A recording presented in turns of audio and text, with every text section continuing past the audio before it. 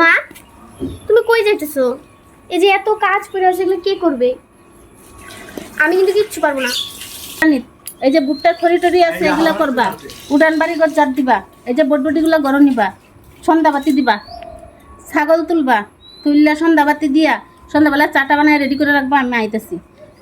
আয়া যদি দেখি না শুয়া রয়েছে তাহলে কিন্তু মুশকিল আছে। এত খালি শুয়া থা বাড়ির কাজ কেটা করবো আমি?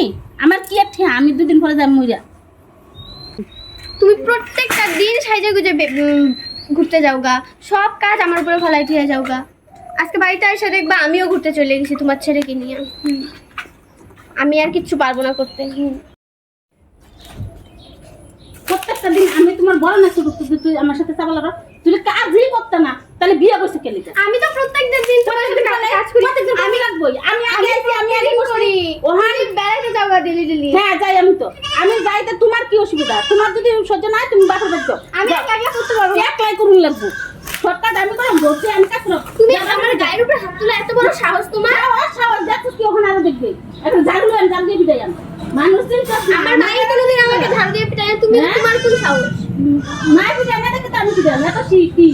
আমি কাজ করতে পারবো না, তুমি সামনে করো না করে থাকবে। আমি পারবো